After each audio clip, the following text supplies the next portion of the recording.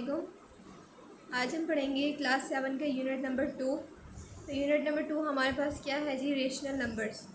और सबसे पहले हम पढ़ेंगे कि रेशनल नंबर्स क्या होते हैं हमारे पास, हम उसकी डिफ़ाइन पढ़ेंगे।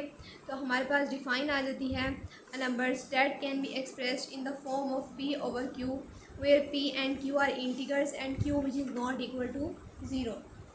तो अब क्या है इसके अंदर, अब हम क्या पढ़ेंगे कि हमारे पास ऐसा नंबर है जिसको हम किस फॉर्म में एक्सप्रेस करें, पी ओवर क्यू की फॉर्म में अगर हम इसे एक्सप्रेस करें, और जो हमारे पास क्यू है डिनोमिनेटर है वो हमारे पास is not equal to zero आए, कि वो हमारे पास ज़ीरो के इक्वल ना आए। अगर क्यू हमारे पास ज़ीरो हो गया तो हमारे पास आंसर क्या हो जाता है, अब बहुत ज़्यादा इन्फिनाइट हो जाता है हमारे पास आंसर, तो वो नहीं लेकर आना ज़ीरो। उसे हम क्या कहते हैं, is called a rational numbers. Such as हमारे पास क्या है इसकी एग्जांपल्स, 3/2, 4/7, -2/5, 1/6। ये सब के सब हमारे पास क्या है, रेशनल नंबर्स हैं। कि हम नेगेटिव में भी सब के सब जितनी भी वैल्यूज़ हैं वो भी हमारे पास रेशनल नंबर्स हैं, और पॉजिटिव भी जितनी वैल्यूज़ हैं वो भी हमारे पास क्या हैं जी, रेशनल नंबर्स। तो अब हमने देख लिया कि हमारे पास रेशनल नंबर्स क्या आ गए हैं, पॉजिटिव भी वैल्यूज़ आ गई हैं और नेगेटिव भी वैल्यूज़ आ गई हैं।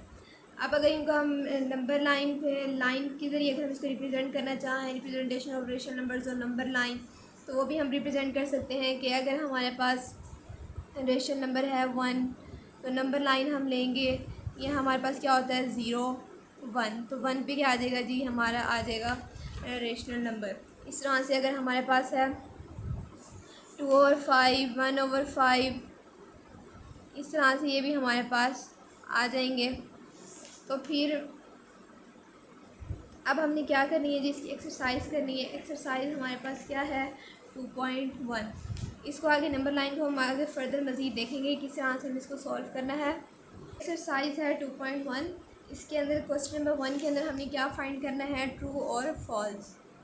क्वेश्चन नंबर 1 के अंदर हमने बताना है कि ये हमारे पास रेशनल नंबर्स के मुताबिक जो लाइन लिखी हुई है वो हमारे पास ट्रू है या फॉल्स है।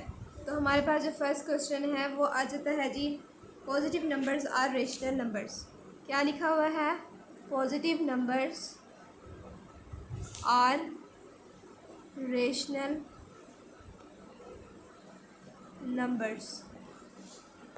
तो अभी हमने पढ़ा था कि हमारे पास पॉजिटिव में जितनी वैल्यूज़ आ रही थी 3/2, 2/5, इनके साथ साइन क्या है, पॉजिटिव।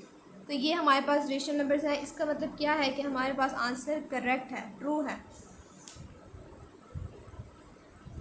अब इसी तरह से जी हमारे पास सेकंड पार्ट क्वेश्चन नंबर 1 का, उसमें लिखा हुआ है 0 is not a rational number. तो अब आप बताएं कि हमारे पास ट्रू है, फॉल्स है। ऑब्वियसली हमारे पास क्या है, फॉल्स है, क्योंकि 0 जो है वो हमारे पास रेशनल नंबर है। लेकिन यहाँ लाइन में उन्होंने क्या लिखा हुआ है कि is not a rational number, तो ये हमारे पास क्या हो जाएगा, फॉल्स हो जाएगा। इसी तरह से हमारे पास क्वेश्चन नंबर 3। क्वेश्चन नंबर 3 हमारे पास क्या है, एन इंटीगर इज़ एक्सप्रेस्ड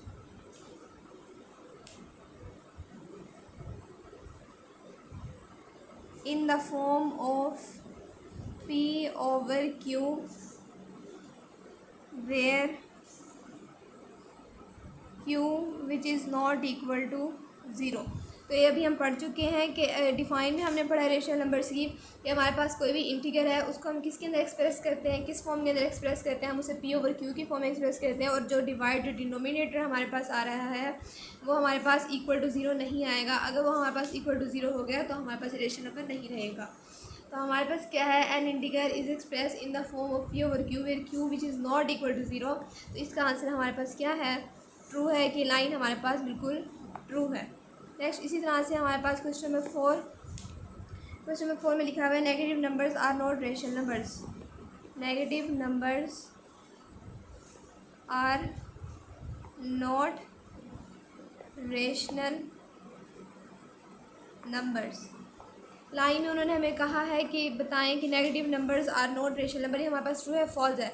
अभी हमने ऊपर एग्जांपल में पढ़ा था रेशनल नंबर्स की, कि -2/5 -5/7 कि नेगेटिव में भी जितनी वैल्यूज़ आ रही थी वो सब के सब हमारे पास क्या थी, रेशनल नंबर से। डिवाइड में हमारे पास ज़ीरो नहीं है तो हमारे पास क्या है, रेशनल नंबर्स हैं, चाहे वो पॉजिटिव में हो चाहे वो नेगेटिव में हो। तो यहाँ क्या आ गया, negative numbers are not rational numbers, जबकि हमारे पास रेशनल नंबर्स हैं। तो यहाँ नोट दिया हुआ है तो हमारे पास ये क्या है, फॉल्स है इसका आंसर। नेक्स्ट इसी तरह से हमारे पास क्वेश्चन नंबर 5। क्वेश्चन नंबर 5 क्या है जी, in any rational number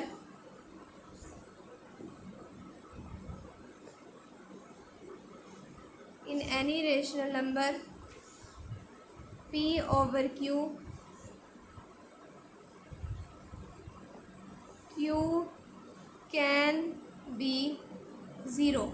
means कि वो ये कह रहे हैं कि Q हमारे पास ज़ीरो के इक्वल है। अब स्टेटमेंट में उन्होंने हमें कहा है कि in any rational number P/Q can be zero, जबकि हमने पढ़ा था कि Q which is not equal to zero आएगा तो तब हमारे पास क्या होगा, रेशनल नंबर। यहाँ पे वो कह रहे हैं कि Q हमारे पास इज़ इक्वल टू ज़ीरो है, तो सिंपली सी बात है, इसका आंसर हमारे पास क्या है, फॉल्स है। ये हमारे पास रेशनल नंबर नहीं होता। तो यहाँ तक हमारे पास क्वेश्चन नंबर 1 कंप्लीट हो गया। तो अब है हमारे पास क्वेश्चन नंबर 2। क्वेश्चन नंबर 2 में हमें कहा गया है represent each rational number on the number line. कि अब हमने जो रेशनल नंबर जो हमें उन्होंने क्वेश्चंस में दिए हुए हैं उसको अब हमने क्या करना है, नंबर लाइन पे रिप्रेजेंट करना है कि कहाँ पे रेशनल नंबर हमारे पास लाई कर रहा है, किस पे नंबर लाइन पर। तो हमारे पास क्वेश्चन नंबर 2 है। क्वेश्चन नंबर 2 का हमारे पास जो फर्स्ट पार्ट है वो है जी -5 डिवाइडेड बाय 2।